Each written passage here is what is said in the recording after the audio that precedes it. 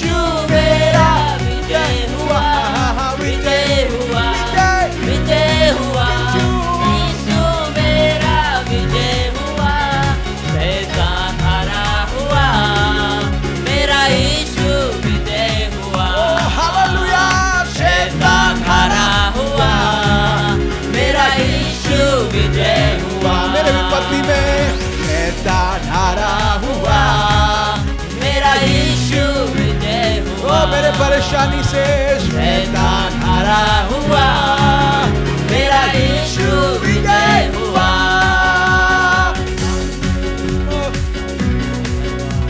हमारा यीशु हमें विजय देने वाला परमेश्वर है। यस, हर बीमारी से, हर कष्टों से, हर घटनाओं से परमेश्वर हमें विजय देता है।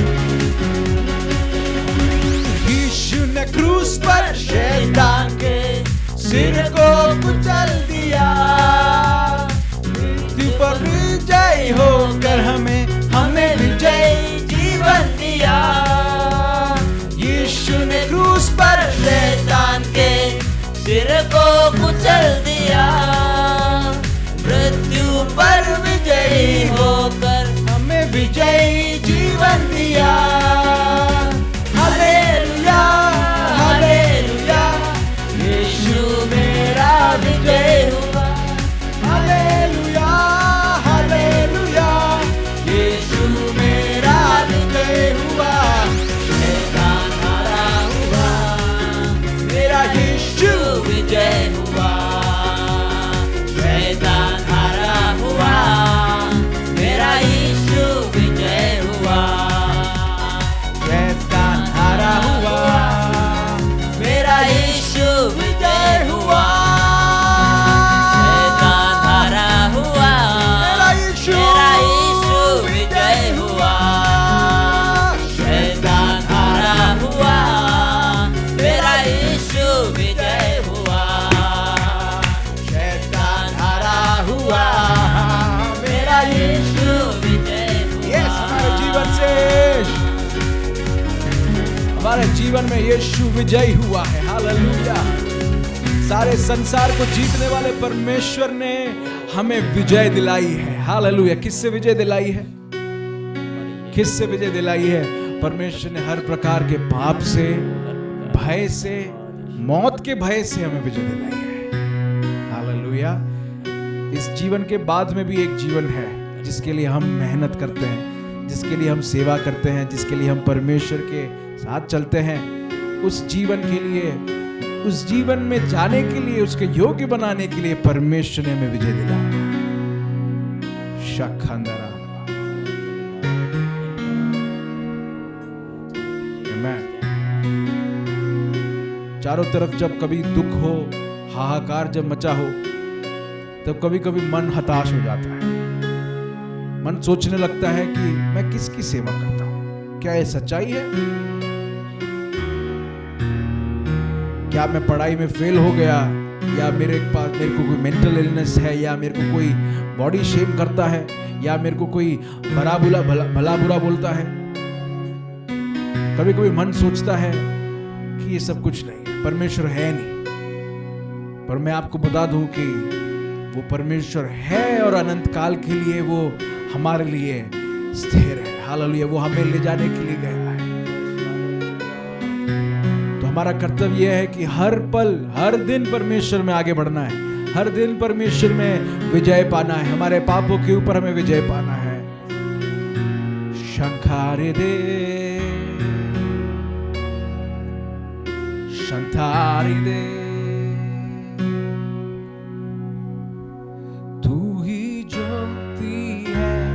जीवन की रोटी है, मेरा हमराही मेरा प्रभु। तू ही ज्योति है, जीवन की रोटी है, मेरा हमराही मेरा प्रभु। तू ही ज्योति है, जीवन की रोटी है, मेरा हमराही मेरे प्रभु। तू ही ज्योति है, जीवन की रोटी है, मेरा हमराही मेरा प्रभु। तू ही ज्योति है, जीवन की रोटी है, मेरा हमराही मेरा प्रभु। सजदा करूं, सजदा करूं, मैं सजदा करूं। सजदा करूं, मैं सजदा करूं, सजदा करूं।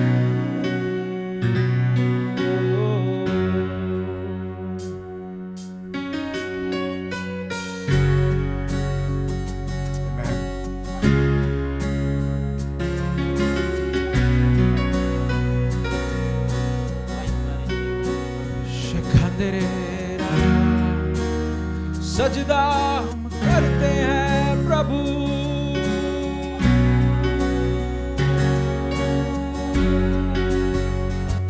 तू ही मार्ग है, तू ही सत्य है, तू ही जीवन है मेरा प्रभु।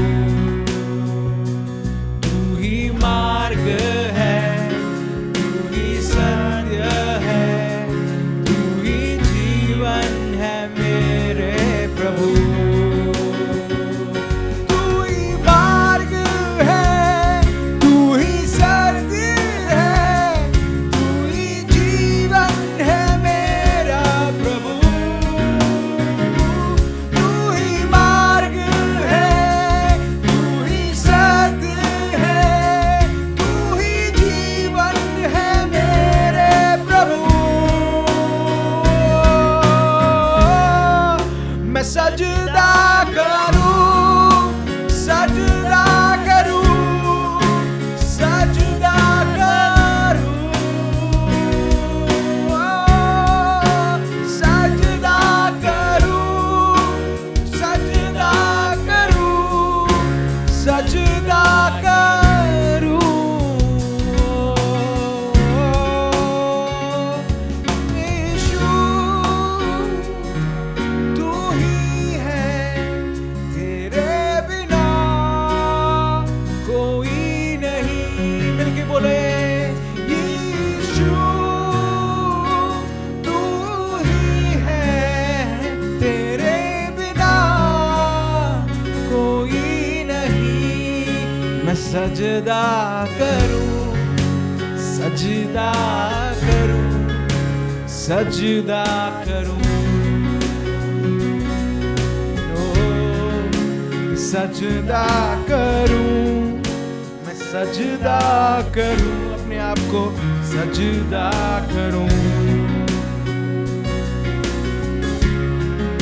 मैं सजदा करूं, मैं सजदा करूं, सजदा करूं।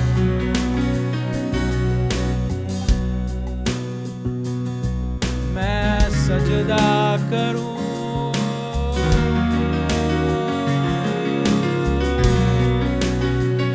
सजदा करूं।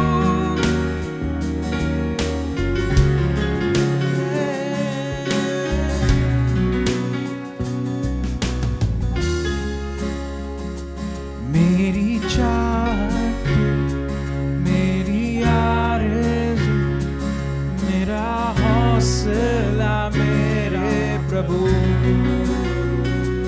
मेरी चाहत, मेरी आरज़ू, मेरा हौसला मेरा प्रभु। मेरी चाहत तू, मेरी आरज़ू, मेरा हौसला मेरा प्रभु। मेरी चाहत तू, मेरी आरज़ू, मेरा हौसला मेरा प्रभु। मैं सजदा करूं, सजदा करूं, दा करूं। विश्वास में गाते सजदा करूं, मैं सजदा करूं, मैं सजदा करूं, मैं सजदा करूं, सजदा करूं, सजदा करूं, सजदा करूं, सजदा करूं, सजदा करूं,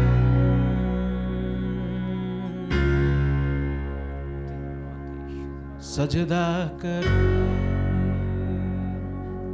Thank you, Jesus.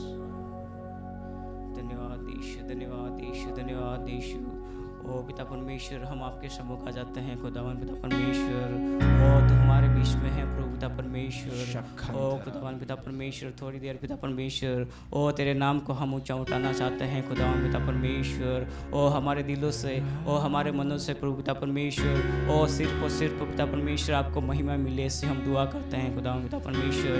ओ तू हमारे बीच में है खुदावन पिता परमेश्वर। ओ आपका वचन बताता है खुदावन पिता परमेश्वर, ओ संकट के दिन पिता परमेश्वर, ओ तू पिता परमेश्वर हम पुकारते हैं, तू थोड़ा चला आता है खुदावन पिता परमेश्वर। ओ तू हमारा उठना बैठना, ओ चलना फिरना सब कुछ जानता है खुदावन पिता परमेश्वर। ओ सिर्फ पिता परमेश्वर, ओ पिता परमेश्वर हमारे मुंह से पिता परमेश्वर, ओ सिर्फ पिता परमेश्वर आपको महिमा मिले इससे हम दुआ करते हैं पिता परमेश्वर। ओ पिता परमेश्वर आपके सामने हम नम्र होते हैं खुदावन पिता परमेश्वर। ओ पिता परमेश्वर हम ऊपर से भक्ति करने वाले नहीं, लेकिन खुदावन पिता परमेश्वर ओ आत्मा और सच्चाई से भक्ति करने वाला बना दे, इससे हम दुआ करते हैं पिता परमेश्वर। ओ पिता परमेश्वर जितने भी देखने वाले सुनने वाले हैं खुदावन पिता परमेश्वर, ओ उनके परिवारों में पिता परमेश्वर ओ बड़ा बदलाव होने के लिए हम दुआ करते हैं पिता परमेश्वर। जो बीमार हैं खुदावन पिता परमेश्वर, ओ जो भी शैतान के बंधन में है खुदावन पिता परमेश्वर, ओ इस नास्ति के नाम से प्रभु पिता परमेश्वर सारी बीमारी जाती रहे, ऐसे हम दुआ करते हैं पिता परमेश्वर। ओ पिता परमेश्वर कई लोग पिता परमेश्वर ओ निराशा में है प्रभु पिता परमेश्वर, ओ उनके ऊपर शांति नहीं है, लेकिन खुदावन पिता परमेश्वर ओ उनके परिवार में तेरा पिता परमेश्वर ओ तेरा बड़ा बदलाव होने के लिए हम दुआ करते हैं पिता परमेश्वर। जो भी ओ पिता परमेश्वर अंधेरों में भटक रहे हैं खुदावन पिता परमेश्वर, ओ उनके जीवनों में पिता परमेश्वर तू कार्य करे, ऐसे हम दुआ करते हैं पिता परमेश्वर। ओ पिता परमेश्वर जो भी ओ पिता परमेश्वर आपके ऊपर भरोसा रखते हैं खुदावन पिता परमेश्वर, ओ विश्वास के साथ प्रभु पिता परमेश्वर तेरे सम्मुख आते हैं खुदावन पिता परमेश्वर। ओ हर एक का पिता परमेश्वर ओ साथ पिता परमेश्वर तेरा अनुग्रह होने के लिए हम दुआ करते हैं पिता परमेश्वर। ओ कई लोग पिता परमेश्वर आपको नाम को नहीं जान रहे हैं खुदावन पिता परमेश्वर, ओ अंधेरों में भटक रहे हैं, लेकिन खुदावन पिता परमेश्वर ओ उनके परिवारों में पिता परमेश्वर ओ पिता परमेश्वर कार्य होने के लिए हम दुआ करते हैं पिता परमेश्वर। ओ उनका जीवनों को बदलने के लिए हम दुआ करते हैं खुदावन पिता परमेश्वर। ओ पिता परमेश्वर आने वाले वचन के लिए दुआ करते हैं खुदावन पिता परमेश्वर। ओ पिता परमेश्वर इस कान से सुने इस कान से निकालने वाले नहीं, लेकिन खुदावन पिता परमेश्वर ओ पिता परमेश्वर हमारे मनों में रहने के लिए हम दुआ करते हैं खुदावन पिता परमेश्वर। ओ हर एक जन को पिता परमेश्वर तेरे हाथों में सौंप देते हैं पिता परमेश्वर। थोड़ी देर पिता परमेश्वर तेरे महिमा ओ पिता परमेश्वर तेरे गीतों को गाया पिता परमेश्वर, ओ सिर्फ आपको महिमा मिले से हम दुआ करते हैं पिता परमेश्वर। बाकी का समय बाकी का वक्त प्रभु पिता परमेश्वर तेरे हाथों में सौंपते हैं। हमारी छोटी सी विनती को यीशु नासी के नाम से मांग लेते हैं, आमीन।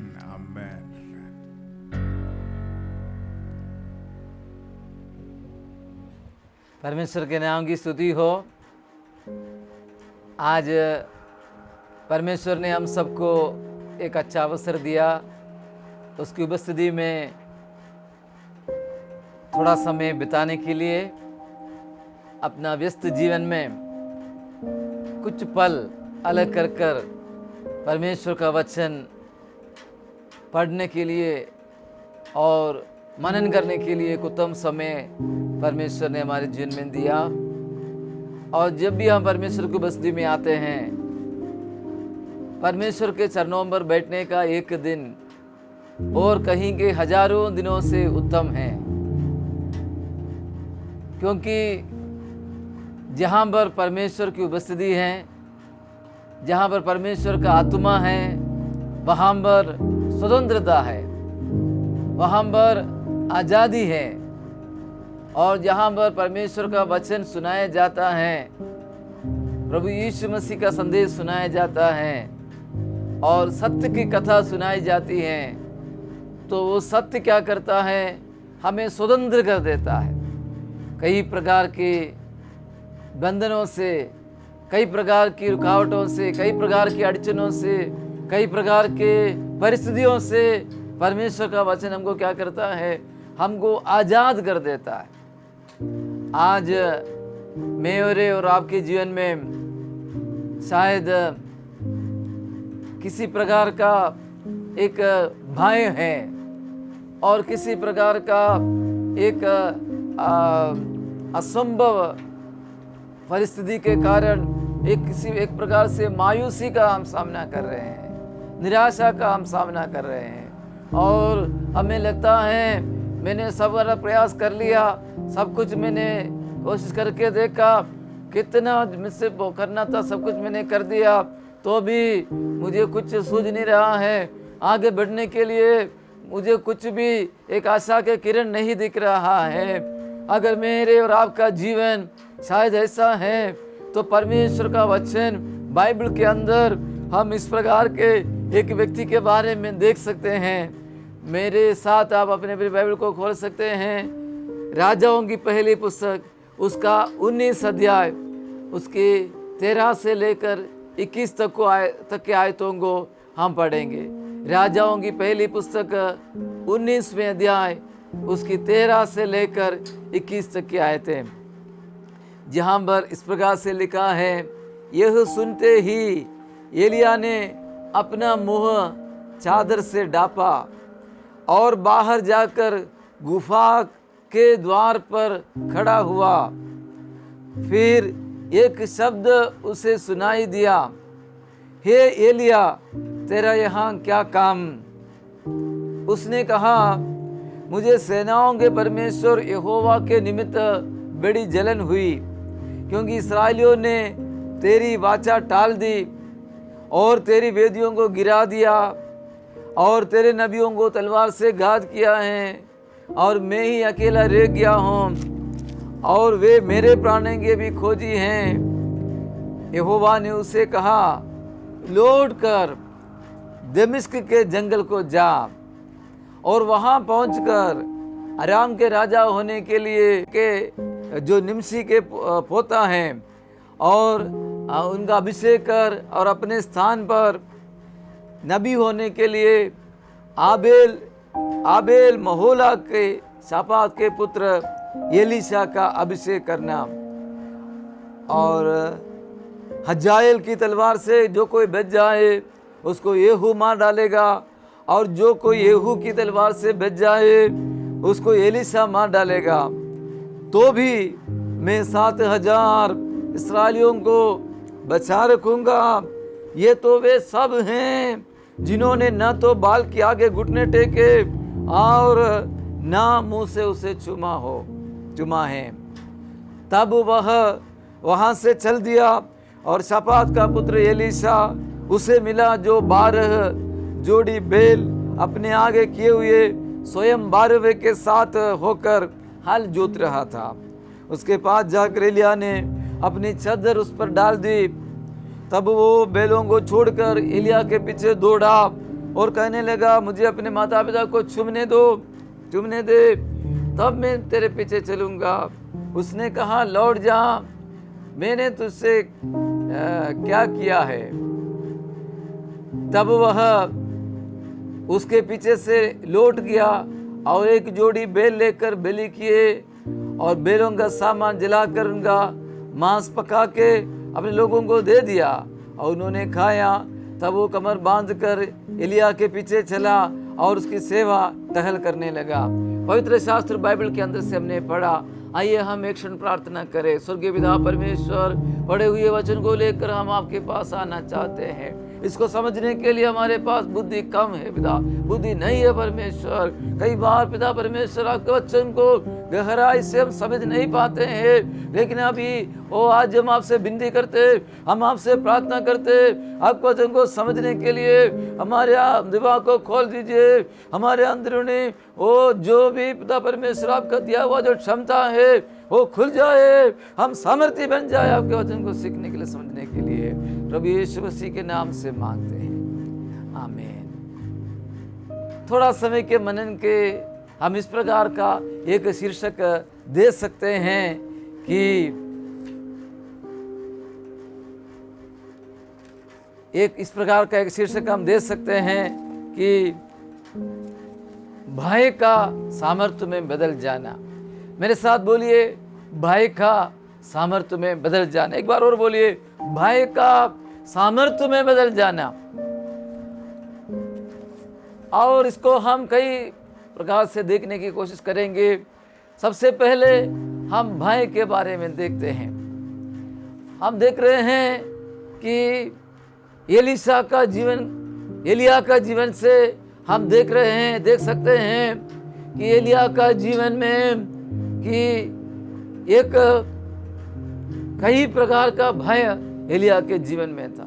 जो पहला भय एलिया के जीवन में था वो ये है, जो अधिकार में है उसका डर एलिया के जीवन में था। तो हम यहाँ पर देखते हैं 19 अध्याय के पहली और दूसरी आयत से हम देखते हैं, जब उस समय का जो अधिकारी है, उस समय की जो राजा महाराजाओं का राज चलता था, और उस समय रानी जो इजोबेल, जो राजा के बराबर यानी राजा से बराबर जो अधिकार रखने वाला और हुकूमत रखने वाला, और उसने अपने पिता जो उसके जो माता पिता है वो उनके पास जो भी वो ताकतें थी वो सब अपने पास रखकर लोगों को अपने वश में कराने वाली जो इजोबेल रानी, और जो इजोबेल रानी जो है वो लोगों को इजोबेल रानी के बारे में मालूम है।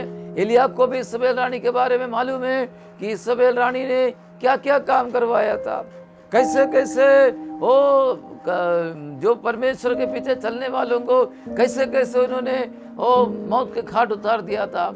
और ये लेकिन क्या होता है, हम जानते हैं एलिया के जीवन में एलिया बड़ा बड़ा काम करता है। एलिया जो है वो जब परमेश्वर के खिलाफ जितने लोग रहते थे उनको सबको और सारी जनता को करमेल की चोटी पर इकट्ठा करवाया, और एलिया ने वहां पर इस बात को प्रकट कर दिया कि सच्चा परमेश्वर कौन है, बारिश देने वाला कौन है, और बीमारी दूर करने वाला कौन है, और सब बातों पर प्रकृति के ऊपर अधिकार रखने वाला कौन है, और वो सबसे महान राजाओं का राजा प्रभुओं का प्रभु सृष्टिकर्ता परमेश्वर कौन है।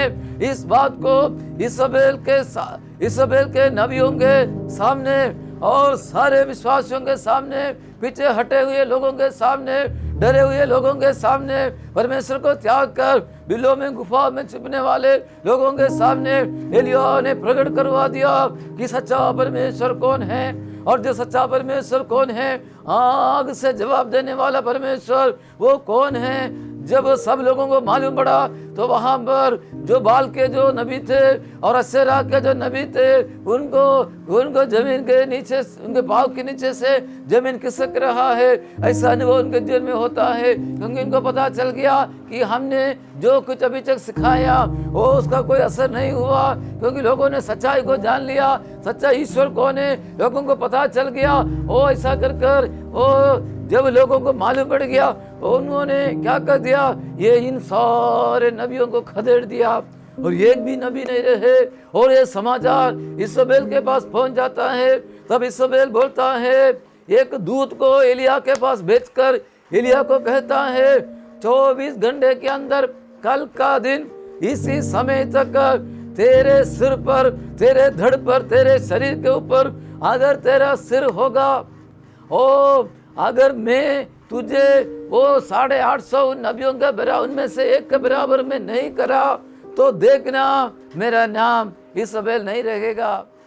ये तो मैं शपथ खा के बोल रही हूँ, ये मैं मेरे सारे देवताओं का शपथ खाकर बोल रहा हूँ। तेरा जो ईश्वर है यहोवा उसका भी शपथ खाकर मैं बोल रही हूँ। ये सुनते ही एलिया जो है घबरा गया, क्योंकि एलिया को मालूम है ये जो बोलने वाली इजोबेल के पीछे कितने लोग हैं, कितने हजारों लोग हैं, और उसने अपने पूरी जाल बिछा के रखा है।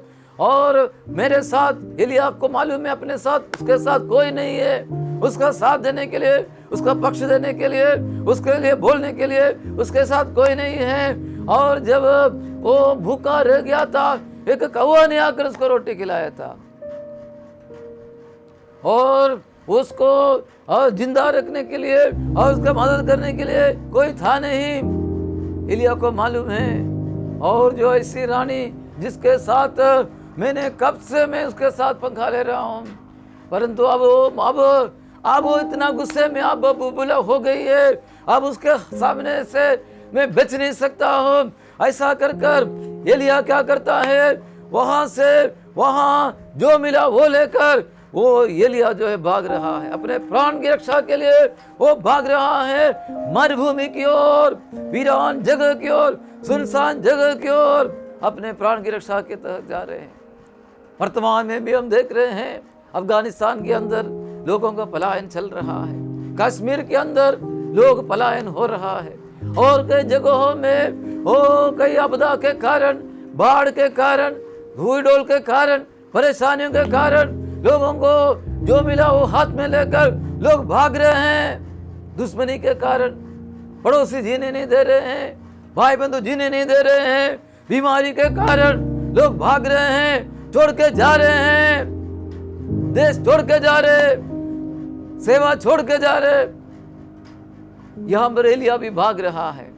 अगर मेरी और आपकी कहानी आज ऐसा है तो एलिया की कहानी, एलिया का कहानी नहीं, सच्ची जो घटना है उसके अंदर से हमें कुछ सीखने को मिलेगा। एलिया भाग रहा, भागते भागते भागते बेर्शेबा की जंगल तक वो पहुंच जाता है। बिल्कुल सुनसान रेगिस्तान मरुभूमि है। फिर वहां से वहां उसने अपने जो सेवक था उनको वहां ठहरा दिया। उसके बाद एलिया स्वयं एक और दिन की दूरी पे जाता है, क्योंकि उसको अपने प्राण की चिंता है। उसने 24 घंटे का समय दिया था, क्योंकि बेर्शेबा भी इस्राएल में पड़ता है, तो बेर्शेबा में मैं नहीं रहूंगा, यहाँ से भाग जाता हूँ। इस्राएल का सिवाना पार करके वो जा रहा है। ये पूरा 24 घंटा 24 खला जो है वो जाते जाते जाते एक जाऊ का पेड़ उसको मिल गया, वहां पर वो पड़ गया, वहां पर वो गिर गया, वहां लेट गया, वहां सो गया। ऐसा हम पढ़ते हैं। देखो एक समय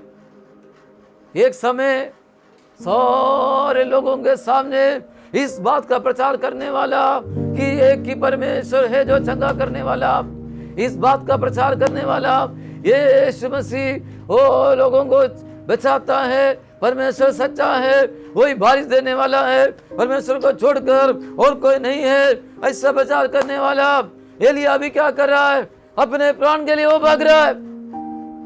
शायद आज मेरी और आपकी कहानी हो सकते है। हम अपने परिवार की चिंता के कारण, अपने बच्चों की चिंता के कारण व्याकुल होकर, निराश होकर, कैसे मैं मुंह दिखाऊंगा, कैसे मैं सेवा कर पाऊंगा, ऐसे सोच रहे हैं हम। हालेलुया, ओ हालेलुया, हालेलुया, हालेलुया। अगर ऐसा है तो हालेलुया, एलिया का जीवन हमें आज गवाही दे रहा है। हालेलुया। वो हम देख रहे हैं जो एक भय एलिया के अंदर घुस गया है। एलिया का भय किसके ऊपर है, किसके बारे में है? जो अधिकार स्थान में है, उसके कारण एलिया डर रहा है।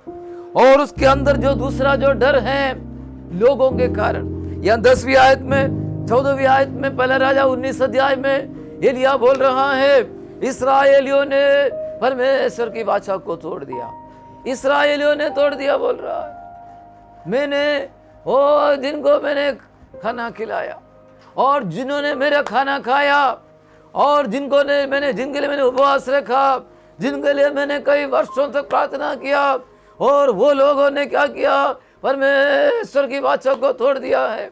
जो उन्होंने अपना प्रतिज्ञा किया था, प्रॉमिस किया था, एग्रीमेंट किया था, हस्ताक्षर किया था, सबके सामने करार बांधा था, वो वाचा का बंधन उन्होंने तोड़ दिया। जिनके ऊपर मेरा भरोसा था, जिनके बारे में मैं सोचता था ये सही व्यक्ति है, ये मेरी मदद करेगा, वही व्यक्ति आज जो है वो सब कुछ तोड़ करके, सारा करार को तोड़ कर एक अनाड़ी होकर आज जो है पेश आ रहे हैं। इस्राएली लोग जो विश्वासी कहलाते हैं, उन्होंने क्या किया, उनके अंदर विश्वास नहीं है। कई बार जब हमारे अंदर डर घुस जाता है, हमें दूसरों का जो अवस्था है, दूसरों की जो हालात है, हमको ज्यादा हमें सताता है, हमें ज्यादा सताता है। एलिया का भी नजरिया जो है दूसरों के ऊपर है। उन्होंने उन्होंने वाचा को तोड़ दिया। उन्होंने क्या कर दिया? उन्होंने परमेश्वर की वाचा को तोड़ दिया। और 19 आयत में लिखा है, और उसके 10 आयत में लिखा है, उन्होंने क्या कर दिया? वेदियों को गिरा दिया। परमेश्वर की वेदियों को गिरा दिया। जो चर्च भवन है, परमेश्वर की आराधना की जगह है, उसको वो लोग दूसरे हॉल में परिवर्तन कर रहा है। कोई स्कूल बना रहा है और कोई ये कर रहा है, कोई सिनेमा बना रहा है, उसके अंदर कई बातों के लिए उसको उन्होंने बदल दिया जहां परमेश्वर की आराधना होना चाहिए था। ओ एलिया जो है उनको देख रहे, उनकी अवस्था को देख रहे। आज परमेश्वर का आत्मा अगर मैं और आप इस प्रकार एक डर के अवस्था से गुजर रहे हैं, कई बार हमें वो हमारे घर वाले की गलती नजर आती है, हमारे घर वाले की गलती नजर आती है, बच्चों की गलतियां नजर आती है, या हमारे माता पिता और हमारे कलीसिया के लोगों की, हमारे सहकर्मियों के, हमारे ऊपर हमारे नीचे के जो लोग हैं उनकी गलतियां हमें नजर आती है। शायद हम एलिया के समान हमें उनकी गलतियां नजर आती होगी। 2 बार एलिया ये बात बोल रहा है, 10वीं आयत में, 14वीं आयत में। वो सही नहीं है, उनका चाल चलन सही नहीं है, उनकी सोच सही नहीं है, उनकी बोली सही नहीं है। एलिया को ये कहना है। और हम यही देख रहे हैं एशिया का जीवन में भी। एशिया भविष्यवक्ता की पुस्तक में, एशिया की पुस्तक उसके 5 अध्याय के अंदर हम देखते हैं, एशिया बोलता था उनके ऊपर हाय, जो घर से घर मिला देते हैं, जो बड़े तड़के उठकर मदिरा पीने लग जाते हैं, और जो भले को बुरा कहते हैं, बुरे को भला कहते हैं, अंधियारे को उजाला कहते हैं, उजाले को अंधियारा कहते हैं, उनके ऊपर हाय। ऐसा कर कर ओ यशायाह भी दूसरों पर हाय बोलने वाला था। लेकिन हम देखते हैं ओ जब 6वां अध्याय आ गया, ओ हालेलुया, यशायाह को एक स्वर्गीय दर्शन जब मिल गया, एक ईश्वरीय मुलाकात जब यशायाह को मिल जाता है स्वर्ग से, यशायाह का जीवन में परमेश्वर की मुलाकात जब हो जाती है, उसके बाद एलिया की बोली बदल, यशायाह की बोली बदल जाती है। उसके बाद जब उसने परमेश्वर का दर्शन पाया, सारा उसके चारों तरफ परमेश्वर की आराधना कर रहे हैं, तो पवित्र पवित्र पवित्र सारी पृथ्वी यहोवा की महिमा के तेज से भरपूर है। इस प्रकार वो महिमा कर रहे, उस आवाज से देवड़ियों की नींवें हिल रही है। उस समय यशायाह बोल रहा है, यशायाह ये नहीं बोल रहा है मेरे भाई की गलती है और मेरे खजांची की गलती है, ऐसा यशायाह नहीं बोल रहा है। लेकिन यशायाह बोलता है हाय मुझ पर, मैं शुद्ध होठ वाला इंसान हूं, मैं शुद्ध होठ वाले लोगों के बीच में रहता हूं। परंतु बात यह है यशायाह का जीवन में इतनी परेशानी है, डर उसको इतना समा के रखा है, इतना उनको कब्जा करके रखा है, उसको अपने बारे में सोचने का उसके अंदर तनिक भी इस जगह नहीं है, शक्ति नहीं है। मैं और आप शायद ऐसी अवस्था में होंगे, बीमारी हमें इतना जकड़ के रखा है, परेशानी हमें इतना जकड़ के रखा है, हम परमेश्वर के पास बैठ नहीं पाते, परमेश्वर की ओर देख नहीं पाते। परिस्थितियां, हमारे चारों तरफ का वातावरण हमें घेर चुका है। कई जो चीजें जो है हमें दबा रही है, कई बातें हमें दबा रही है, हमारा जो परिस्थिति हमें दबा रही है, क्योंकि सारा साधन हमारे पास है। एक उंगली दबाने से पाप का सारा रास्ता हमारे सामने खुल जाता है। और इतनी परिस्थिति हमारे सामने है कि कई बार हमारे साथ हमारा पास्टर नहीं होंगे, हमारे अगुआ नहीं होगा, हमारे घर में हमारा माता पिता नहीं होंगे, कोई हमें देखता नहीं होगा। कई परिस्थितियां, अनुकूल परिस्थितियां हमारे पास आ जाता है, और कई मौका हमारे सामने आते हैं कमाई करने का, गलत कमाई करने का, परमेश्वर की इच्छा से दूर जाने का। और उस समय हम अपने अंदर देखने के लिए अपने पास समय नहीं मिलता है। अब हम दूसरी बात देखेंगे एलिया का जीवन के बारे में। पहले राजा 19 अध्याय के अंदर एलिया का जीवन के बारे में हम देख रहे हैं। 19 अध्याय के अंदर एलिया का जीवन डर से भरा हुआ एक जिंदगी है। उसको अधिकार स्थान में जो है उनसे डर है, लोगों के जीवनों को देखकर उसको डर है, कहीं ये लोग ऐसा मुझे भी तो मार नहीं डालेंगे। अब एलिया का जीवन में भय के साथ साथ में निराशा भी है। निराशा किस बात की है? उनके सेवकाई के जीवन को देखकर, उनके पिछली सेवकाई को देखकर, और यहाँ स्पष्ट तो इतना तो नहीं लिखा, लेकिन हम 4 आयत में देख रहे हैं वो मृत्यु मांग रहा है। ओ मैंने इतना तपस्या किया, इतना मैंने भक्ति किया, इतना मैंने विश्वास किया, इतना मैंने सेवा किया, इतना मैंने प्रचार किया, इसका मुझको क्या लाभ मिला? अब मेरा प्राण जाने पर है। मेरी बड़ी उम्मीद थी इस्राएल के बारे में, बड़ी उम्मीद थी मेरे को, मुझको लोगों के आत्मिक जीवन के बारे में। कितना घंटों मैंने प्रार्थना किया, मैं घुटने में ज्यादा समय जीवन बिताया, परंतु ऐसा होगा मैंने कभी सोचा नहीं। इसका अंत ऐसा होगा, मैं इस प्रकार खत्म हो जाऊंगा, ओ मेरा परिवार इस प्रकार खत्म हो जाएगा, मैंने कभी सोचा नहीं। ओ प्रभु, मुझे मैं इतना साल सेवा करने से मुझको क्या लाभ मिला? एलिया एक निराशा की ओर जा रहा है। 4 आयत में बोल रहा है उसने मृत्यु मांगी परमेश्वर से। अब कुछ भी मेरे सामने नहीं है, कुछ भी मेरे सामने नहीं है। और जब वो आगे देखता है, पीछे देखता है, उसको कुछ आशा नहीं दिख रही है। वर्तमान में भी क्या है? अकेलापन उसको सता रहा है, उसके लिए बोलने के लिए कोई नहीं दिख रहा है। अधिकार स्थान में जो है वो उसके खिलाफ है, और जो उसका साथी है वो अब उसके साथ नहीं है। और जो किसी एक के ऊपर वो भरोसा करने की कोशिश करे, ऐसे एक भी नहीं दिख रहे हैं। उसको अकेलापन सता रहा है। इसलिए वो 10वीं आयत में, 14वीं आयत में वो बोल रहा है मैं अकेला बच गया, मैं अकेला रह गया। इस प्रकार भय से होकर गुजरने वाले, निराशा से होकर गुजरने वाले एलिया का जीवन हम देख रहे हैं। एलिया का जीवन जो है वो वहां पर एक अकेलापन और मृत्यु चाहते हुए एलिया की अवस्था है, लेकिन वहां पर कहानी समाप्त नहीं हो रही है। अभी हम आगे देखेंगे मृत्यु या निराशा या जो भय जो है सामर्थ्य में बदलने में क्या रुकावटें हैं। जो पहली रुकावट हम देख सकते हैं वो है खुद की सोच, अपना मन, दूसरी भाषा में मन। यहां पर हम 10वीं आयत 14 आयत हम देख सकते हैं। और उससे पहले हम 19 अध्याय की 2 आयत अगर हम देखेंगे, वहां पर हम देखते हैं सबसे पहले हम बात कर चुके हैं कि एलिया के अंदर जो कि एक डर घुस गया है और वो मृत्यु मांग रहा है। उसके बाद में हम और भी जब हम आते 5वीं आयत में हम देखते हैं वो क्या आगे क्या कर रहा है, वो सो रहा है, वो सो रहा है। और 6ठी आयत में बढ़ते हैं फिर सो रहा है। उसके जीवन का कोई लक्ष्य नहीं है, लक्ष्य नहीं है।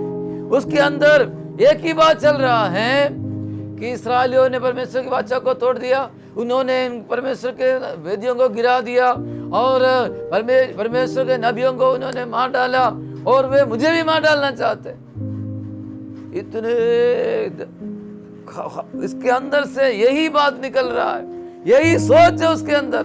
उसका सोच बदला नहीं। 19 अध्याय उसके 2 आयत से लेकर हम जब 6ठी आयत सब जब आते हैं, 10वीं आयत 14वीं आयत तब आते हैं, उनकी सोच बदल नहीं रही है, उनकी सोच बदल नहीं रही है। कई बार हमारी सोच, कौन सी हमारी सोच है? ये बीमारी कभी मिटेगी नहीं, ये समस्या कभी जाएगी नहीं, मेरी हालत कभी सुधरेगी नहीं, मेरे बच्चों का कोई भविष्य बनने वाला नहीं, और मेरा घर तो ऐसा ही रहेगा, और मेरी सेवा तो यही होगी। इस प्रकार की जो सोच सबसे बड़ी एक रुकावट बनती है। परमेश्वर जो एक सामर्थ्य देना मांगता है, परमेश्वर एक अभिषेक देना मांगता है, परमेश्वर एक बहुत बड़ा कार्य हमारे द्वारा करवाना चाहता है, उसके रुकावट जो है हमारी सोच हो सकती है। और ये सोच बदलने के लिए परमेश्वर बहुत कोशिश करता है।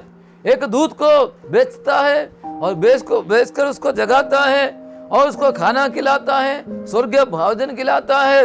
ये सब करने के बाद भी उसकी सोच नहीं बदल रही है।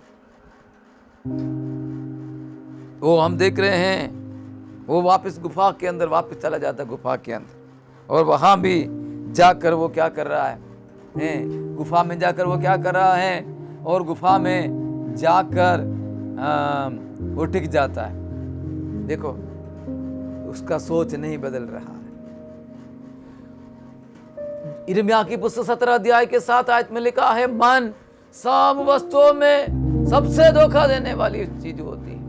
मनुष्य का मन, इंसान का मन सब वस्तुओं में सबसे धोखा देने वाली चीज होती है। मतलब शरीर बीमार हो जाता है, ठीक है, शरीर है, परंतु मन बीमार हो जाना सबसे कठिन बात। शरीर बीमार हो गया, इलाज भी मिलता है और उसको चंगा हो जाता है शरीर, लेकिन मन अगर बीमार हो गया, उसको वापस लाना, उसको चंगा करना बहुत मुश्किल है। और एक आयत में लिखा है, मन में असाध्य रोग लगा हुआ है। मन का अंदर जो रोग है वो असाध्य है। आज मेरे और आपका मन के अंदर किसी प्रकार की निराशा, किसी प्रकार का भय, किसी प्रकार का हताशा है। एलिया का जीवन हमको बताता है, एलिया का जीवन बताता है, ये हताशा, ये निराशा और ये सोच हमें डुबा सकता है। इस सोच से हमको ऊपर आना पड़ेगा, वही सोच से हमको ऊपर आना है, हमको सोचना है। और ये जो बीमारी मृत्यु के लिए नहीं है, परमेश्वर की महिमा के लिए है। अगर एलिया को परमेश्वर ने बचाया, मृत्यु से बचाया और उनको मरना नहीं पड़ा, उनका जीवन बदल गया, उनका जीवन बच गया, तो मैं नहीं मरूंगा, मैं जीवित रहूंगा और मैं यीशु मसीह की सेवा करता रहूंगा। मेरा परमेश्वर जीवित है, असंभव का संभव करने वाला परमेश्वर है। एलिया का परमेश्वर मेरा परमेश्वर है। ओ उस जाऊ के तले, जाऊ के पेड़ के तले एलिया को बचाने वाला परमेश्वर, उसका जिंदगी को बदलने वाला, वो मृत्यु मांगने वाला था, परंतु मृत्यु की अवस्था से जीवन में उसको पहुंचाने वाला परमेश्वर, जीवन में उसको ले जाने वाला परमेश्वर। हालेलुया, वो परमेश्वर काफी है, वो परमेश्वर काफी है। मैं जो सोच रहा हूं वो सही नहीं है, परमेश्वर जो सोच रहा है वही सही है। यहां पर हम देख रहे हैं, हमारी जो सोच हमें बदलना होगा, प्रभु से आज हमें प्रार्थना करना होगा। और हम देखते हैं एक और रुकावट, हालेलुया, यहां पर हम देखते हैं जब आशा का एक किरण भी उनको दिखाई नहीं दे रही थी। ओ एलिया के सामने आशा का एक भी किरण दिखाई नहीं दे रहा था। उस समय हम देख रहे हैं, एक हम देखते हैं कि वहां पर हम देख रहे हैं 9वीं आयत में, पहला राजा 19 अध्याय, और उससे पहले भी हम देख रहे हैं 5वीं आयत में देख रहे हैं, वहां यहोवा का एक दूत वहां पर आ जाता है। अगर इसाबेल के द्वारा भेजा गया एक दूत के कारण मेरा दास इतने तन्हाई में, निराशा में चला गया, तो परमेश्वर के द्वारा भेजा हुआ एक दूत के द्वारा मेरा दास, हालेलुया हालेलुया, इतना नहीं उनकी निराशा चली गई, इतना नहीं उनका भय चला गया, लेकिन वो इतना सामर्थ्य हो गया इस्राएल के अंदर, और राजनैतिक पुनर्स्थापना करने के लिए, आत्मिक पुनर्स्थापना करने के लिए, एक लंबी समय के लिए इस्राएल को आत्मिक रूप में सुरक्षित रखने के लिए एक दूत काफी था। मेरे परमेश्वर का एक दूत इसाबेल के दूत से भी कई गुना बढ़कर था। प्रभु का धन्यवाद हो। 6ठी आयत में हम देखते हैं, इस प्रकार जो एक समय मृत्यु मांगने वाला वो इसाबेल के डर के कारण मृत्यु मांगने वाला इस एलिया के लिए जो स्वर्गदूत ने उसको क्या करता, जगाता है। स्वर्गदूत ने क्या कर दिया, जगाया। स्वर्गदूत ने जगाया, तेरी सोच के अंदर से तू जाग जा, तेरे निराशा के अंदर से तू बाहर आ जा, तू बाहर आ जा। उसको बाहर लेकर आ गया, उसको जगाया, उसको जगा करके हालेलुया उसको बोलता है तू उठ, तू उठ। हालेलुया, मुझे आपको उठने की जरूरत है, मुझे आपको खड़ा होने की जरूरत है। हमारे सोच के अंदर से हमें उठना होगा, उठकर हमें परमेश्वर को देखना। हमारी बीमारी छोटी है, यीशु बड़ा है, यीशु की आंखों में देखना, यीशु की मुंह की ओर देखना, यीशु की ओर देखना, यीशु को पुकारना। हालेलुया, यीशु की ओर देखना, यीशु की ओर पुकारना। हालेलुया। पतरस पानी में चल रहा था, लेकिन उसकी नजरें लहरों के ऊपर, हवा के ऊपर नहीं था। उस समय भी तो हवा चल रही थी मेरे ख्याल से, लेकिन जब वो शुरू में चल रहा था उसकी नजरें हवा के ऊपर नहीं था, परंतु उसकी नजरें सब कुछ बनाने वाला और लहरों के ऊपर भी राज करने वाला परमेश्वर की ओर उसकी नजरें थी। उसके सामने जो यीशु मसीह है, उस यीशु की ओर हालेलुया पतरस की नजरें थी। Hallelujah, hallelujah. आज हमारी नजरें किसके ऊपर हैं? आज हमारी नजरें हमारे डराने वाले लोगों के ऊपर हमारी नजरें हैं। ये एलिया का जीवन के अंदर से हम देख रहे हैं। हालेलुया, एलिया के जीवन के अंदर से हम देख रहे हैं कि ये कुछ स्वर्गदूत ने जो खाना खिलाया, उस खाने के बल से एलिया 40 दिन और 40 रात तक चलना हुआ। लोग जाकर होटल में खाना खाते हैं, कोई तो अपने पूंजी के अनुसार 10 रुपए का खाते, 50 रुपए का खाते, कोई 100 रुपए का खाता है, कोई 200 रुपए का, मान लो कोई 1000-2000 का भी खाता हो। लेकिन क्या उतना खाना खाने के बाद में ऐसा है कि उसको अगले 10 दिन तक खाना नहीं खाना? ऐसा है क्या? ऐसा तो नहीं है, उसको अगला दिन भी खाना पड़ता है। लेकिन जब परमेश्वर खिलाता है, जब परमेश्वर खिलाता है, स्वर्गदूतों का भोजन खिलाता है, उस भोजन से जो आग के अंगारे में पकाया हुआ परमेश्वर का रोटी है, उस भोजन खाने से कई दिन तक हम चल पाएंगे। आहाब के रथ के आगे भी हम दौड़ पाएंगे। हालेलुया। एलिया का जीवन हमें ये सिखाता है कि मृत्यु और निराशा और डर एक इंसान को सता सकता है और उनको इतनी बड़ी खाई में उनको धकेल सकता है कि वो मृत्यु मांगने वाला एक व्यक्ति भी बन सकता है।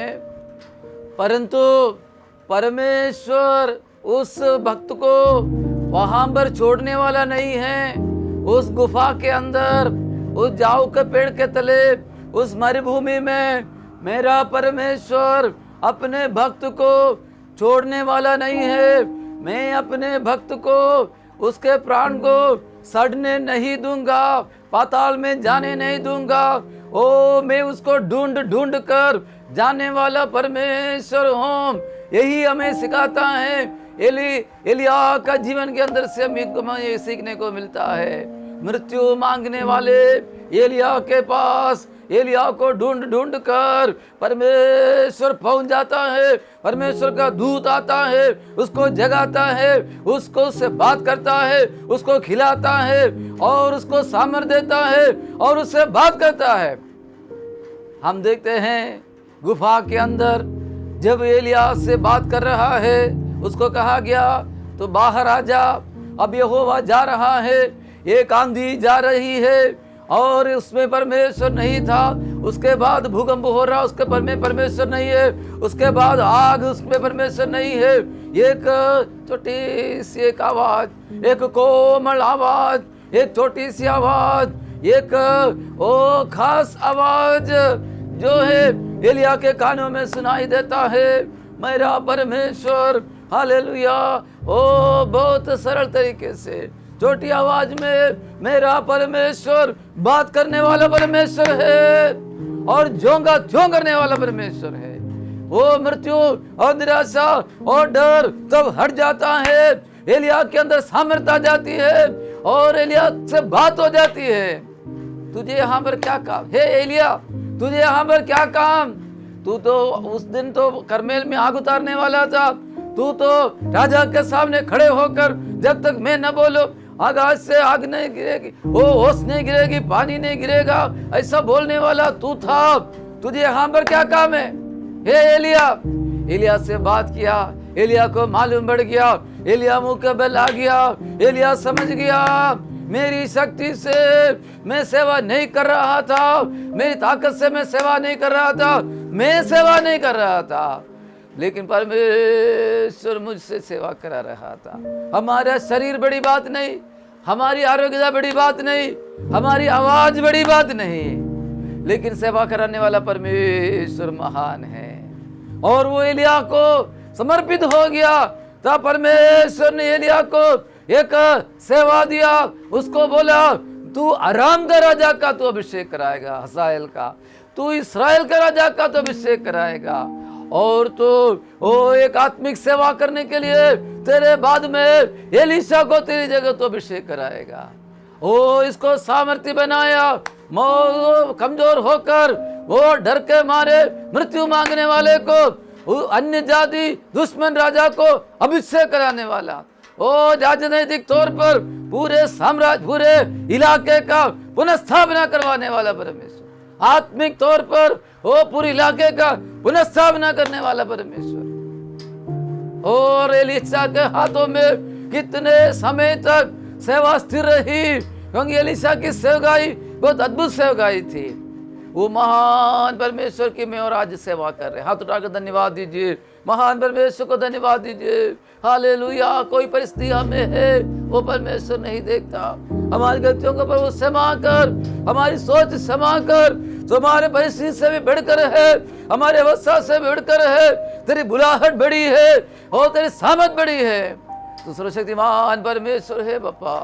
तो अपनी इच्छा के मुताबिक काम करने वाला परमेश्वर है।